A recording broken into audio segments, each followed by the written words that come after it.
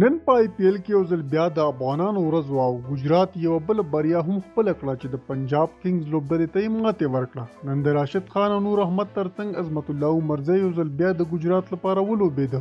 د آی پی ایل 13مه لوبه کې پنجاب کینګز د لوبې په چوکه ګټله او لومړی توپوهنه غوره کړه. پنجاب د لومړۍ وکټې لپاره د 52 منډو ملګرتیا وکړه خو له هغه وروسته یې پرله پسې ډول وکټې له لاسه ورکړې. پیلیزو توپوهونکو یې سمکرن شل او پرپ سیمرن سنګ 15 منډې وکړې. له دوی پرته بیا په وروستیو کې هرپریت برارو چې په 12 توپونو یې 9 منډې ترلاسه کړې. پنجاب د ټولو لوبغاړو په سوځېدو سره په 60 اورونو کې 142 منډې وکړې او ګجرات ته یې د 143 منډو هدف وټاکه. د ګجرات لخوا نه ډېره ښه توپچونه ترسره شوه چې سعید کشور پکې 4 وکټې واخیستې. همداراز افغان لوبغاړو هم په زړه پورې توپچونه وکړه. نور احمد د 60 منډو په بدل کې 2 لوبغاړي اوټ کړل او راشد خان بیا د 15 منډو په بدل کې 1 وکټ واخیسته. عظمت الله عمرزی بیا 2 اورونه ترسره کړل چې 14 منډې ورکړې او کومه وکټ په برخه نشوه. د هدف په تعقیب کې ګجرات هم خپل لومړی لوبغاړی وردیمان ساحه په مجموعي 25 منډو له لاسه ورکړ چې یوازې 14 منډې یې وکړې. خو شوبمن ګیل 15 او سعید صدرسن 11 منډې ور زیاتې کړې. عظمت الله عمرزی بیا په 10 توپونو باندې 14 منډې وکړې. په وروستیو کې راهول ټیواټیا یې ښه توپوهنه ترسره کړه او ګجرات یې بریالی کړ. هغه په 18 توپونو 14 ناسوځېدلې منډې وکړې.